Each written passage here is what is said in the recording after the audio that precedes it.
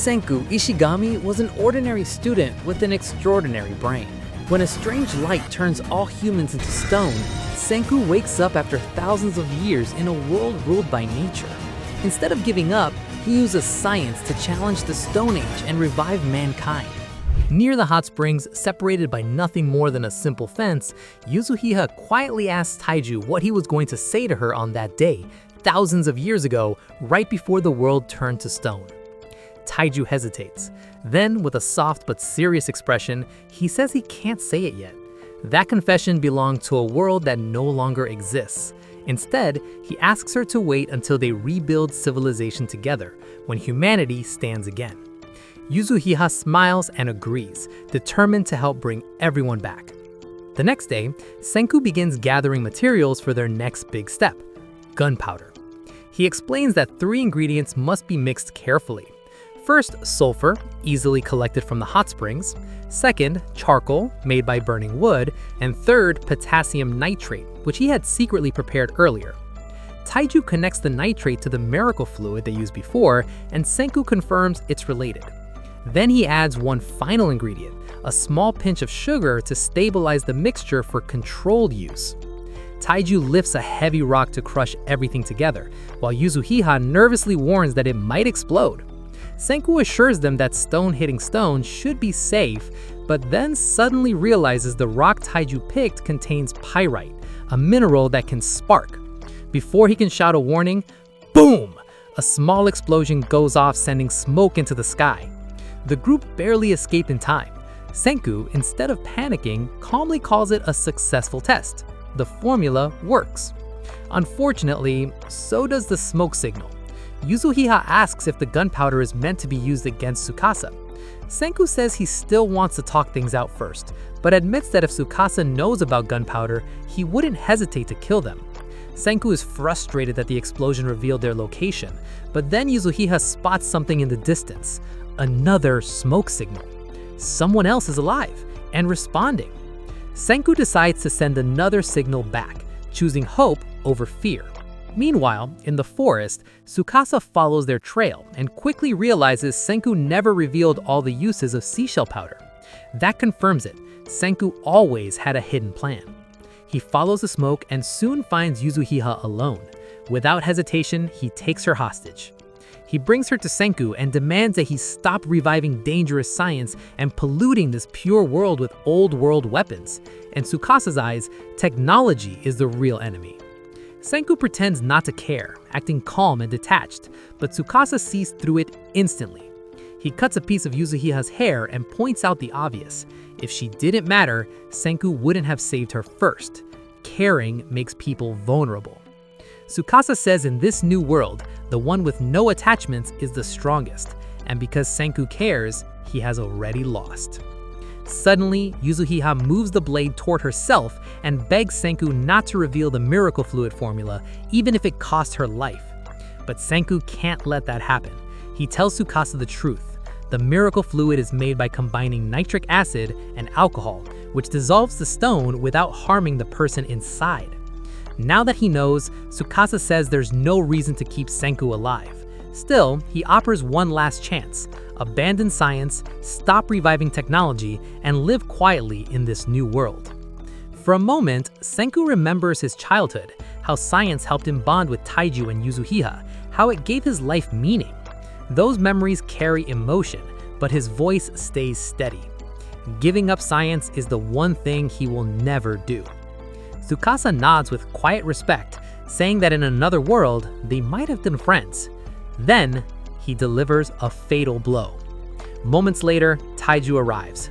Too late. He falls to his knees beside Senku's lifeless body, the weight of loss crashing down as the world grows silent once again.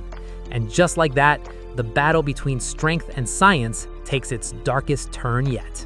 Tsukasa stands over the aftermath, his expression quiet, almost regretful. He speaks softly to himself about ending Senku's life with his own hands, admitting that in another world, they might have been friends. Then, with a final motion, he finishes the blow. Yasuhisa and Taiju react in horror, hearts pounding. Tsukasa, however, assures them that Senku did not suffer and instructs him to prepare a proper funeral.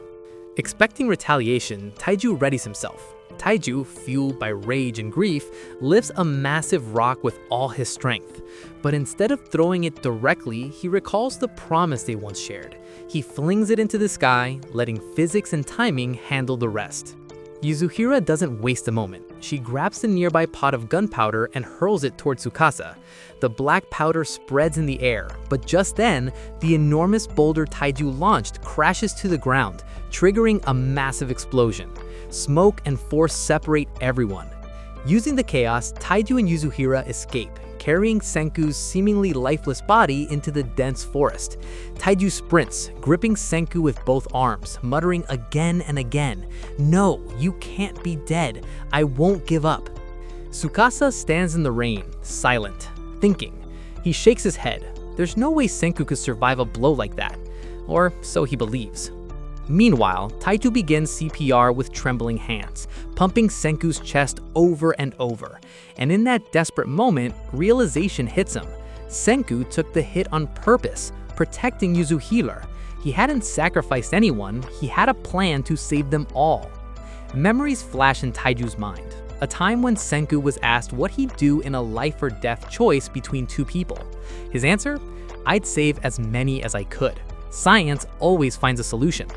Taiju refuses to accept Senku's death. He searches the body desperately for any clue. Yasuhira suddenly remembers something. Senku often cracks his neck intentionally. They check that spot carefully. There, a thin strip of petrification remains. Yasuhira quickly pours the miracle fluid over the tiny remnant. Slowly, the stone dissolves and the wound beneath begins to heal. Taiju screams with hope and relief. "Senku, you can't die. You're the light of humanity." Inside Senku's unconscious mind, he drifts through visions of space, floating over the earth. His memories rewind to the moment of petrification, counting days, seasons, years, clinging to consciousness. Some days he nearly wakes, then slips back into stillness, until a few drops of nitric acid finally reach him. Stone cracks. He opens his eyes. Senku inspects his body, tests leftover fragments of petrification, and wonders if anyone else has survived. He surveys the empty landscape, calculating the exact number of seconds passed. Then he carves the count in a nearby tree, a vow to rebuild civilization from the ground up. He begins experimenting. First, fire, rubbing sticks together. His body's weak, sparks are scarce. Failures are many, but he refuses to stop. Curious monkeys watch as this strange human struggles, then succeeds. Through trial and error, he discovers which rocks can be shaped into usable tools. Step by step, he advances. He invents a bow drill to make fire more efficiently, cooks food, purifies water, crafts a stone axe, chops wood, and sets traps when hunting fails. Senku molds clay into pots, builds a small hut for shelter, and turns animal hides into clothing. The monkeys watch everything, fascinated. As day after day, Senku turns nothing into something, rebuilding civilization from scratch. Alone, armed only with knowledge and memory, Senku moves forward. Every tool, every spark, every small survival success brings him closer to restarting humanity from zero.